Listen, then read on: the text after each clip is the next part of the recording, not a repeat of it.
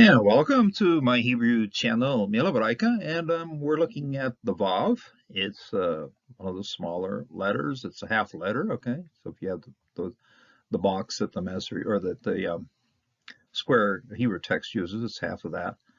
And it is a matris lecciones, okay? That's a few times. It started out obviously as a consonant, and then over time some adaptations took place on it to make it a vowel. And it appears, I ran a little search on it, appears 22,800 times in the scripture. So it's a big deal. This letter does appear a whole lot, and it's used in a big way. Sometimes, if you look in the dictionary, you're only going to find 10 or 12 words starting out with vav, because it really is not used a whole lot as a in roots, but it most certainly has a lot of formation or a lot of formative activity. In other words, it's in morphology, it's just a very, very important letter. Starts out as a vav, okay, and I have here a mnemonic, or the title is sort of set up to hook us on to what's happening with vav. O, to get you hooked on vav, okay, so O, holem, okay, O, to get you, this is the surik, hooked on vav. Now, the vav in Hebrew, the ancient Hebrew, the hieroglyphic Hebrew and the paleographic Hebrew was a hook. In fact, when you study the scripture and it's used as a noun within the Old Testament, the scriptures we use, it's the hooks that are hanging on the curtains at the tabernacle. So that's where we find it. Find it only in the plural. Those hooks are lots and lots of hooks holding the curtains of the temple, the tabernacle, together. Now, this is one of the big functions of this particular letter, because it holds things together in a sequence, and so it's used as a conjunction a big way. And this, and that, and this, and is used so much that in English translations, the translators kind of just throw it out the window and say, we don't need and that much. So actually, in translation, there's a tendency to kind of drop these vowels off. And unfortunately, in modern exegetes or modern Hebrew scholars, the tendency is also to sort of downplay it, because it's such a common letter. I remember one time a prof came to our seminary and said, "Oh, the vav doesn't really count in how we're working through things." And I almost stood back on the back and says, no, the vav is very important. It's got a small role, but it uses a lot of times. And sometimes it really does help us to sort out things. And so, I'm never going to, the small guy in the crowd is not one that you want to ignore. And this is the small guy in the crowd, and but he does a lot. So let's get into looking at what the vav does for us, and we're going to get hooked on the vav here. So vav is most certainly important. Now, it has formative and matris lecciones. In other words, formative is when it's doing something in the formation of a verb. Quite often, the conjunction, it's an attached conjunction on the front of mostly verbs. Sometimes it attaches itself to nouns, but mostly attaches itself to verbs at the start. The reading sequence in Hebrew is usually verb, subject, and then object that receives the action. So the verb that provides the action, and that often starts with a vav, and then it moves on to whoever's doing the action, and then it moves on to whatever's receiving the action. That's the normal sequence of Hebrew sentences. So, and it functions as a matris lecciones. I have here the 11 consonants, which start out as consonants, but have the capacity to also be used as verbs. And of these are vowels. So the hey can work as a vowel, the vav, and the yod. I've done a study on the hey. I'm going to go back to that and do that again, just to cover the hey in context. I pulled out a lot of words, separate, diverse words, and now we really should look at it more, how it really functions within the real reading of some passage. I've been sticking with Ruth here because it's a book I've used a lot of times in class. So, Havav. Okay, this is Hey, Vav, Yod, we're looking at the vav. And as I said, in ancient times, it had the shape of a hook. And it's when we see it, we have to start thinking of, oh, it's holding things together. Okay, it's just like the curtains of the tabernacle. That's how the curtains of the tabernacle were held together with vavs.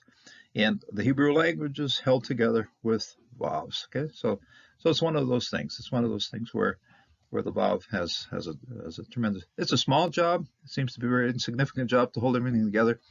But yeah, when we hold things together, when the literary unit is a unit, it's held together by the vav. It becomes a very useful tool for understanding what's happening there. So let's get into it. And at Ruth 1 verse 5, they died. That's the two of them, Mahlon, Chilion. So the women were left without her two sons, separate or abandoned by her two sons, and her husband. In other words, they both up and died. So I've separated out the words that operate with a vav, and we have va yamotu gam shenechem ma'alon v'kilion v'tesher ha'isha mishene yeladecha u'me'im sha. And the first vowels we see in this particular sequence are right here, va yamut. This is plural with the prefix yod, as telling us that's a prefix masculine verb, and then a plural with the surik. But starting at the start, we have the vav here with a patah, okay, va. Now, I've got green for places where the vav is working, informative things, and then I have the yellow one showing me where the matas lecciones are. These also, by the way, have morphological function. Okay, in other words, just because they're yellow doesn't mean they've lost their green ability. So they're doing both right here. Okay, usually are, unless we're into a portion where it's simply the root and does nothing more than the root. But anyway, here we have va yamutu, and then they died.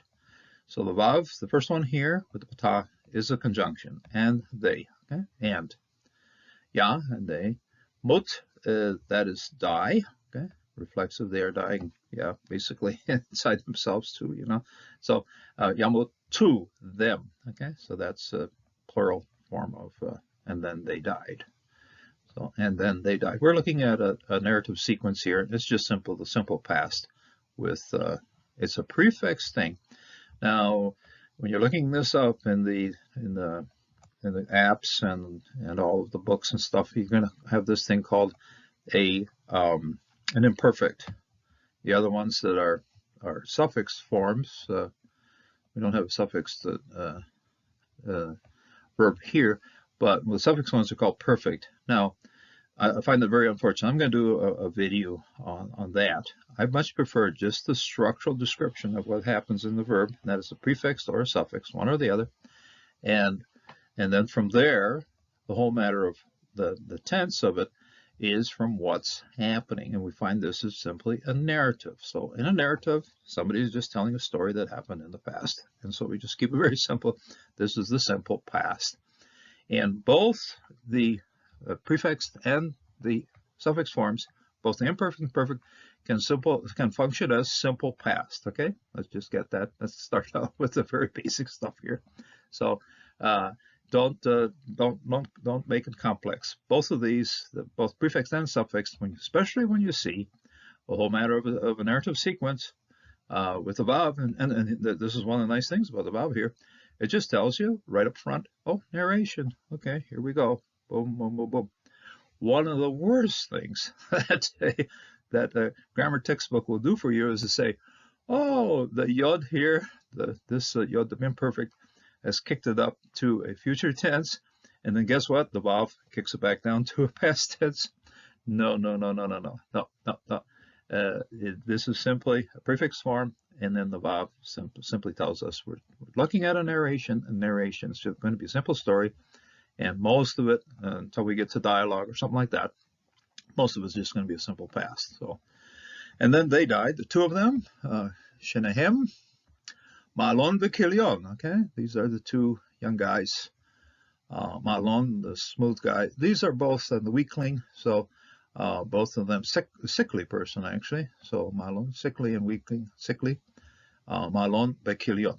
And in this case, we have two cases of matas lecciones here.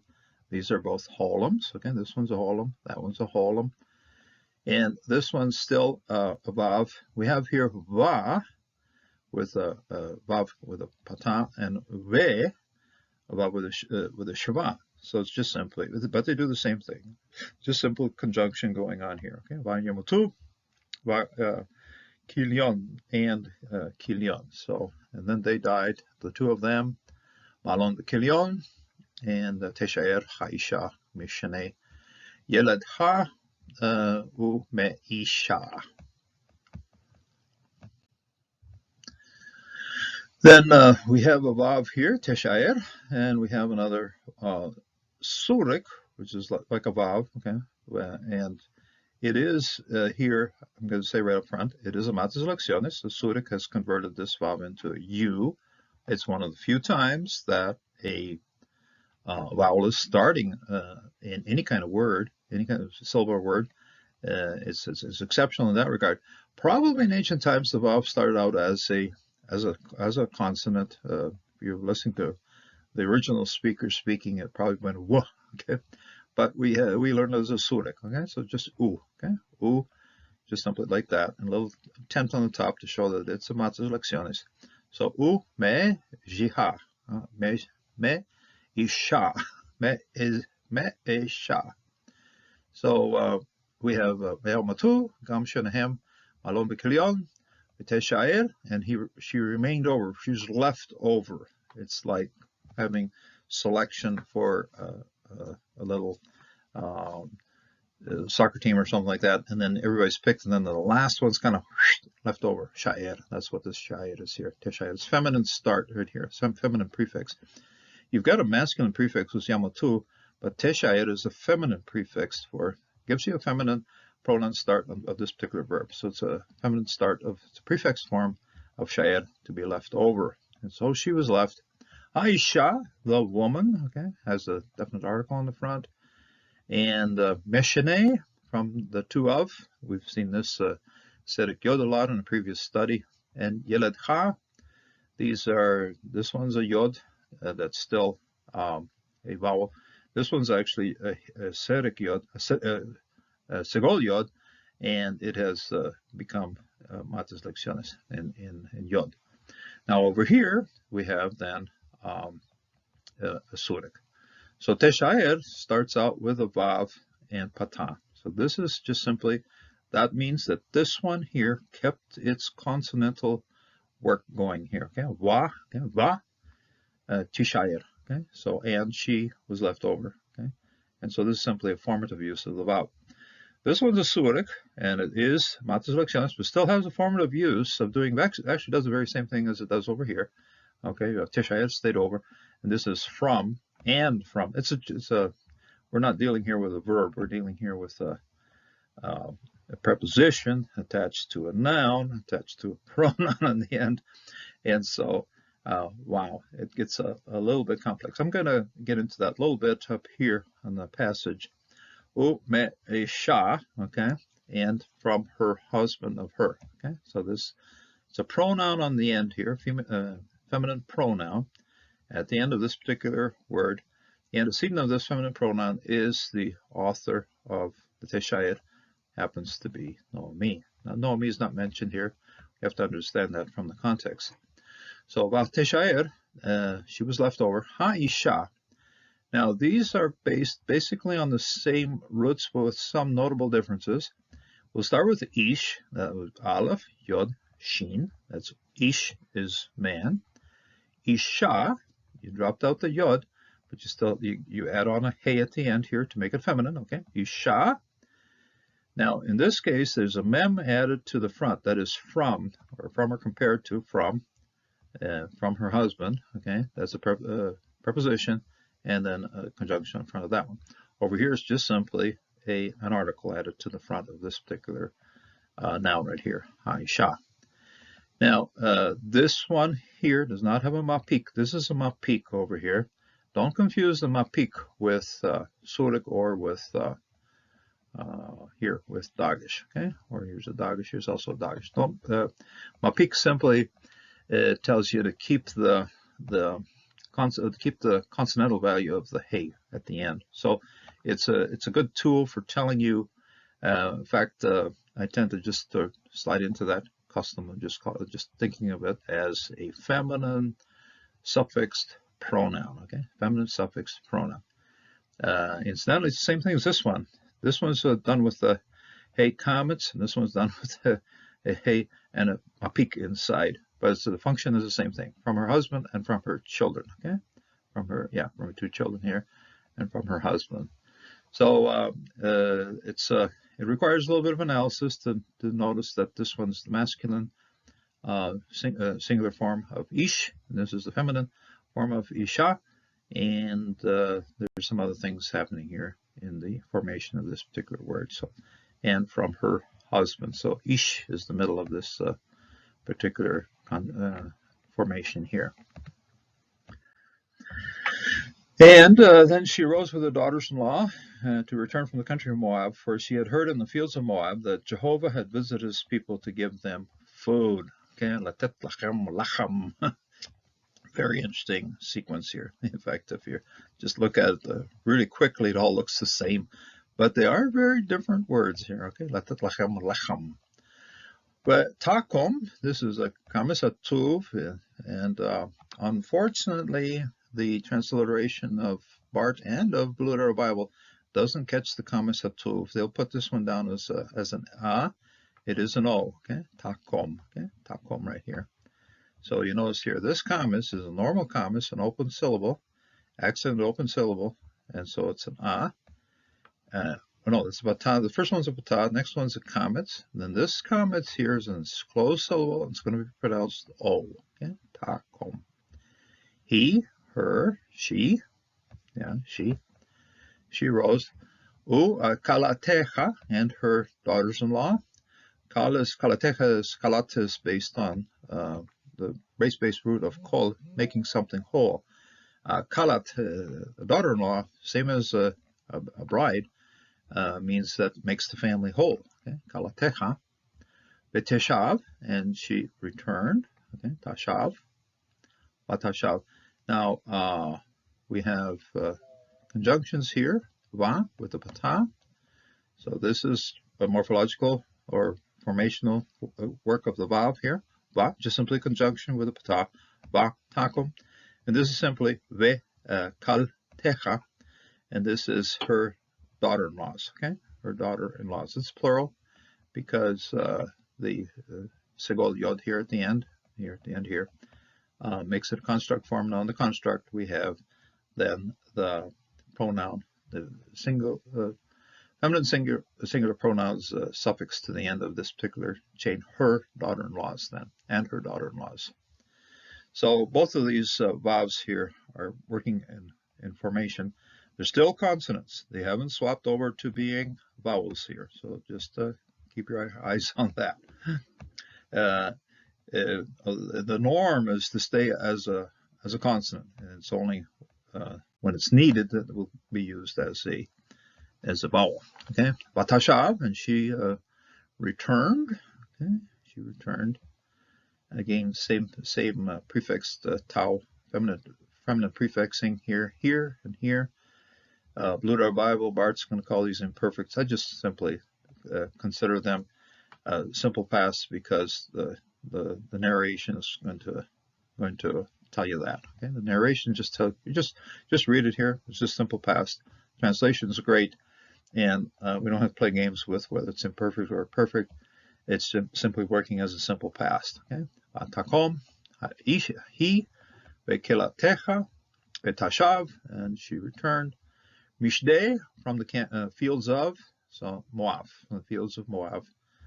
Previous study I did the Sedek Yod here as a Matas Lexion. Ki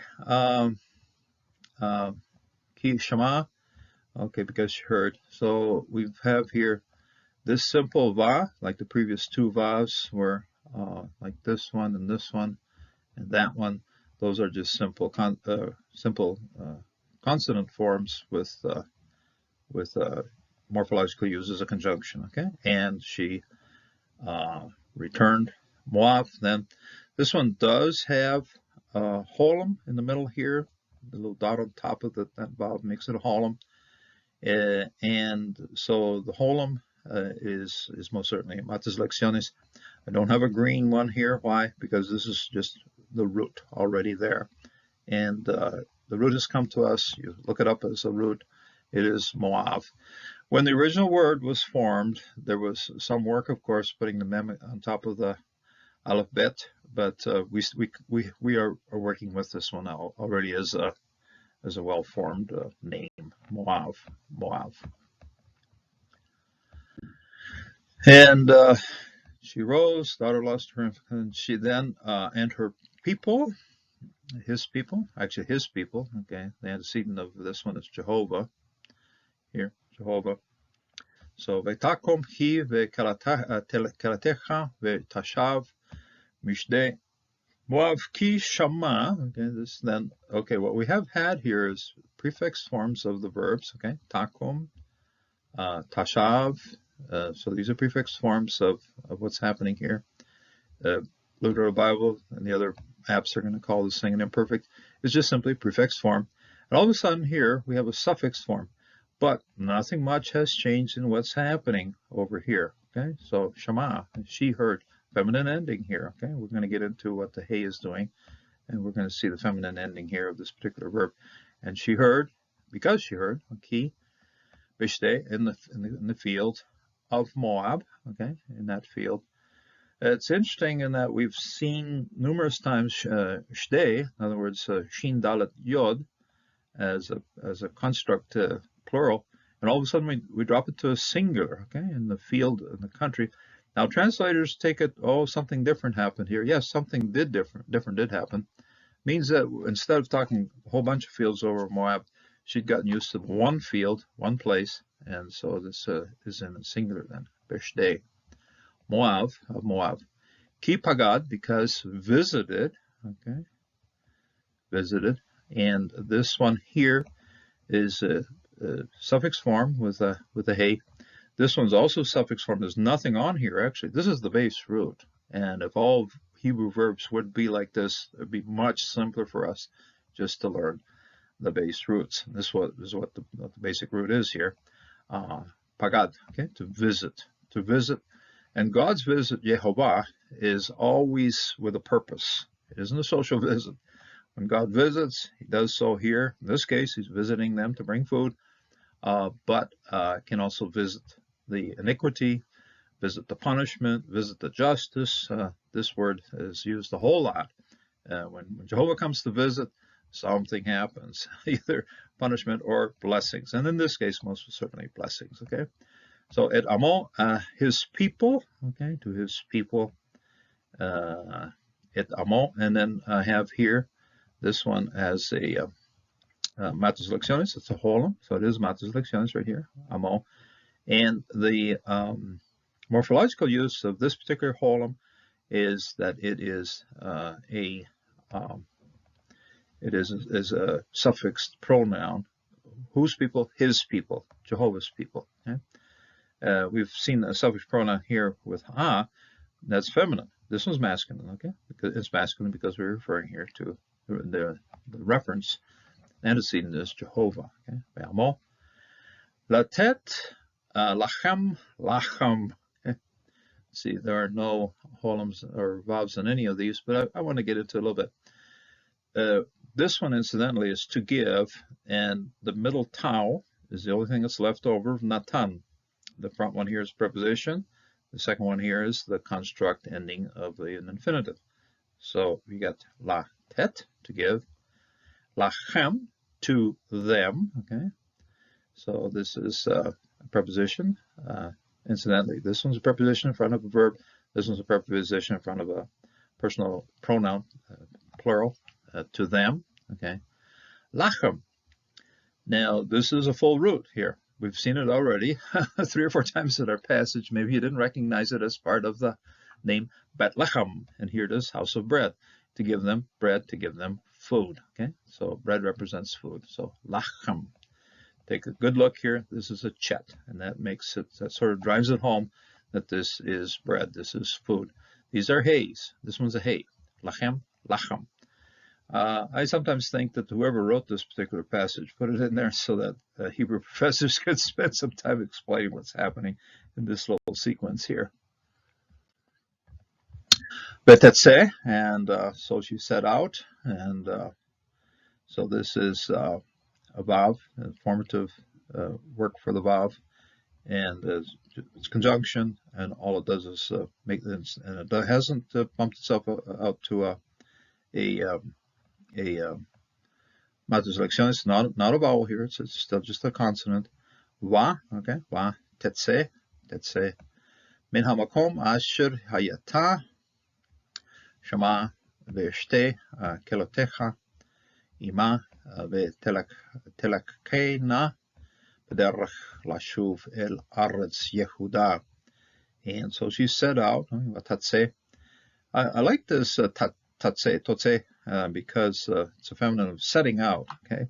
And there's a lovely passage in Isaiah, the law of God, Torah, tetze Torah, Mission, okay? The law of God sets out from Jerusalem, from Sion. So feminine prefixing here of the tau, okay? But the vav right here is simply a conjunction. And she set out, and she went out.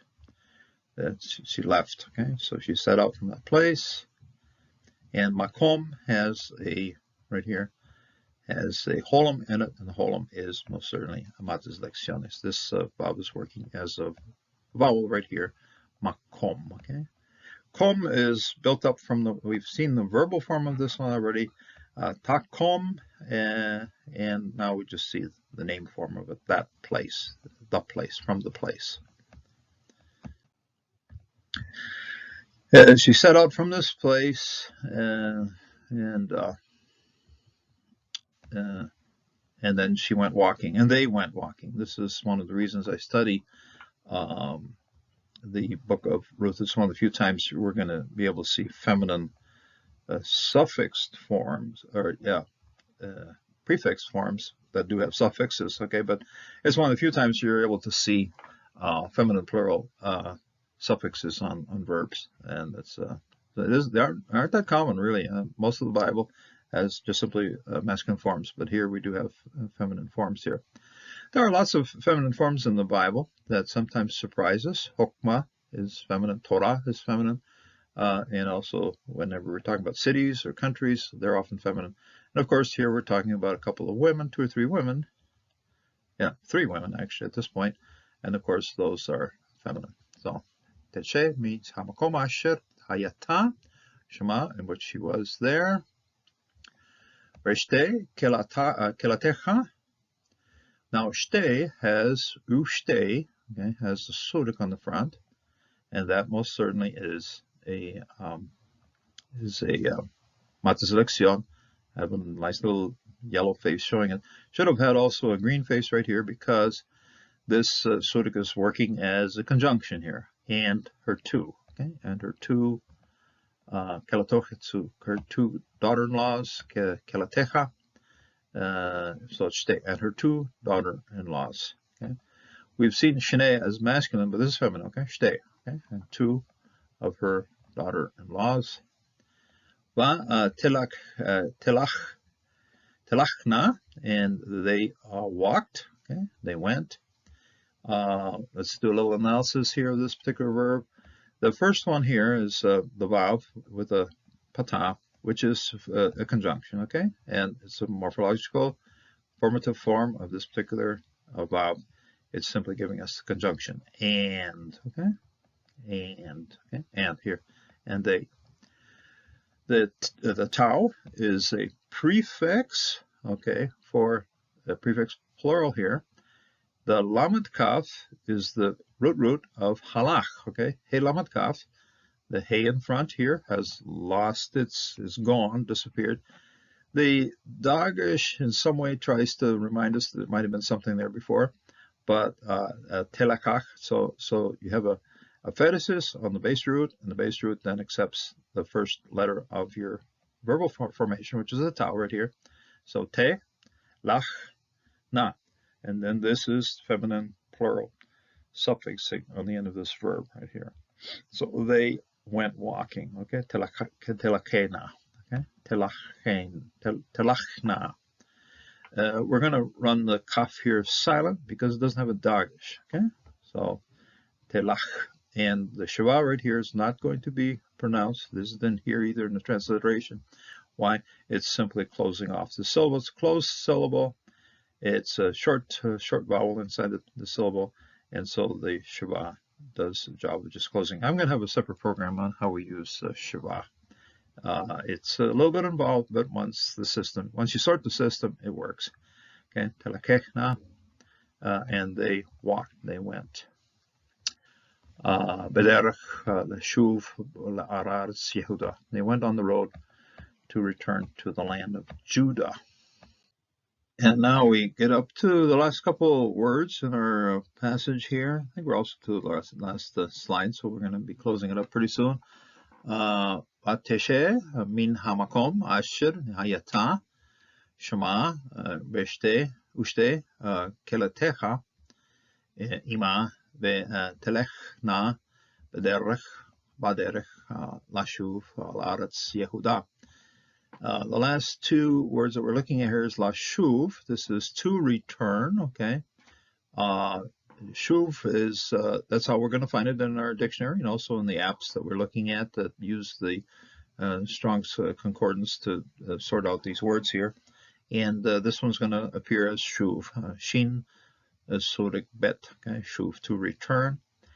It's based on the infinitive form of this particular verb. This verb can also, in active forms, will also appear with just shin bet, yashav. When it's done that, it's very easy to confuse with yashav, to live, or to inhabit, or something like that. But so in dictionaries, they much prefer just having something that's distinct, and the distinct form of this one is the infinitive form. And so that's what we find in the dictionary. We'll find then the three roots of shuv, yashav, to return. Okay, and context tells us also that it is the word return. Okay, so but the surik here most certainly is very appropriate for this particular root. But the lamed in front here is the lamed of purpose, and whenever you see it in front of a verb, think infinitive. Okay, so to return, in order to return. El aretz, to the land. Okay, we got some beautiful segolates here. Anytime you see two segolates, look for an accenting that's pushed forward, pushed upward. Okay, the forward or upwardness of each of Hebrew letters is to this side. The downwardness is that side. Okay, so it's going on up here. But there, those were for when they were writing it out. They often had to start from the right to the left and then from the top to the bottom to keep some smudging things. So I learned that from one of the Arabic scribes I was talking to one time that was teaching it. So baderech, okay? So, and here's lashuv, to return, and al eretz, to the land, okay? Eretz is a double segolate here, and this one's also a milel accenting upwards, okay? Milel eretz, and very normal for segolates to do that. Yehuda, of course, the tribe of Judah, and find this also all the way from when the tribe was begun, and it's was the major tribe also. It was the tribe where David descended from, and so Yehuda. And we have here the surik right here, which is a matis lectionis. We have a surik here; it's also matis lectionis. We have Kametz hey, that's also matis lectionis. That's why I put the second yellow dot right here. Show that second one right there. So Yehuda, he returned then to the land of Judah, or they returned then to the land of Judah. It's a plural form because of this ending here. Two of the daughter-in-laws, and of course the mother, who's Naomi. So the mother-in-law, we're going to have to state that a little more correctly. So it's the surik and the vav in positioning and in pointing When you see the point on the top, think holum. When you see the point in the inside, think surik. Now, Blue Letter Bible sometimes, if this one has some other vowel indication on it, in other words, there's something else here, ascetic or whatever, then you have to sort of drop off the idea that this one's a surik. The dogish does work inside this letter, and the programs that we're using doesn't catch that. If you're going to listen to the audio recording that comes with Bart, that man most certainly catches it very clearly. So it's a good thing to listen to him. You'll notice right away he does not try to force his vowels into becoming suriks when they are not. So, incidentally, it's a very fantastically good good reading that we find in the Bart reading there. The audio side of the Bart program is a tremendously good resource. So enjoy your studies. We're going places here with the Vav, and we can ask ourselves, do you, yeah, as a holum, do you, have found the Vav conjunction here? Have you been hooked up with it? And the Vav here has hooked things together in a beautiful way. So take a good look at how it all hangs together, how it all pulls together, how it all put together in a very nicely sequenced layer. And when you're reading it, just go round, round, round, round. You can also memorize it that way, okay? Just the circle of consonant, vowel, consonant, vowel, consonant, vowel. Beautiful way of memorizing what we see here in front of us. So may God bless and may God strengthen you in this day. Until the next time.